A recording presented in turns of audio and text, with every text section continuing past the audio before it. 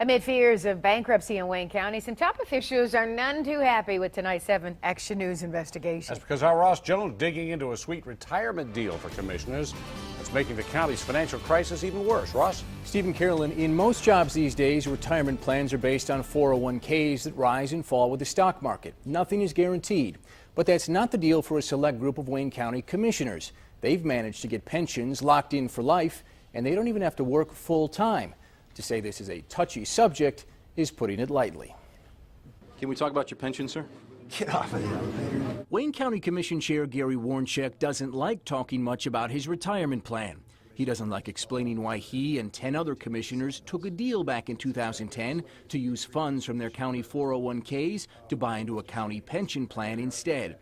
When we tried to talk to him about it, my photographer and I were nearly pushed off a county elevator. But you're a hack because your only purpose here is to try to upset and embarrass public officials. For Warncheck, his pension would pay out an estimated $32,688 each year for life.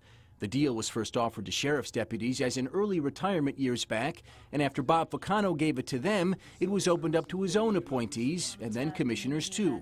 But unlike almost every other employee in the plan, county commissioners aren't required to work full-time hours. Some work second jobs. In fact, several we talked to, like longtime Commissioner Ed Boyke, don't even consider the job full-time. I consider it a part-time job, yes. Beyond the hours commissioners have to put in, here's why the deal is really a problem.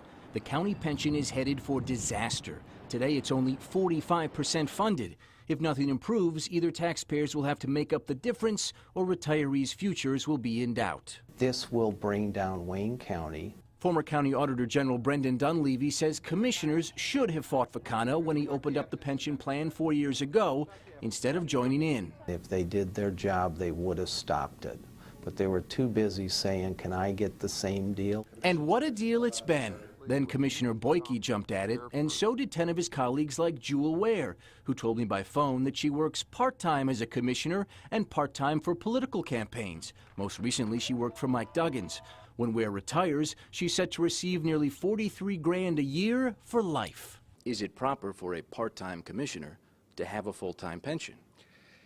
You know, there's always going to be those who make that assertion that it is not. Commissioner Joe Palomera shares his time between the commission and his second job in Lansing.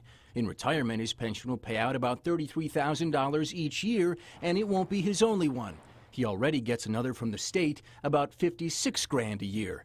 And there's Commissioner Bernard Parker. He took an accelerated pension that'll pay out about $170 grand by December, and after that, it drops to just under $27,000 each year. Oakland County and Macomb County pay less, and pay less without secret deals or bonuses, and they do better. There has not been a more vocal critic of Wayne County waste than Commissioner Laura Cox, but even she couldn't resist this deal, buying into a pension plan that will give her more than $32,000 each year.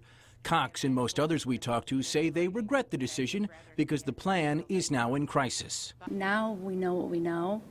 I would make a different decision. Retired Wayne County employee Janice Burnett never even had that chance. She put in 18 years helping get health care for county residents with HIV. All she has is a 401k that barely pays the bills. I used to say I could make a dollar holler. Not anymore. I done stretched that dollar, and it's telling me now, Janice, there's no holler left in me. A lot of people say that generous benefits like this are what got us into financial ruin, sir. Do you have any regrets over switching into this plan?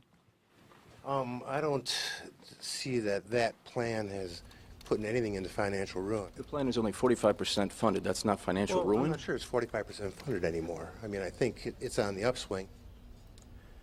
Well, no, it's not. A retirement official confirms the plan has been stuck at 45% for at least a year. Now, to get into the pension plan, commissioners paid between 5 and 6 figures each, but that's money they'll make back as long as they live for just a handful of years after retirement. And despite some of his colleagues' insistence that this is a part-time job, Commissioner Gary Warncheck and some others say they treat it as full-time.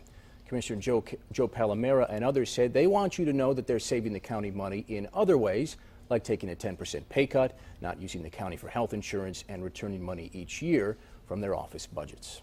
So what now? I mean, will this continue? Will it fall apart? I mean, what's the last word on it? There's no reason to think that they won't get these. They made a deal 4 years ago. It's enforceable, and they're likely going to be on a very well, road to riches, I guess. I guess so. It's just a shame to see the people who've worked all those years, out there in the programs. Trying to make a dollar holler.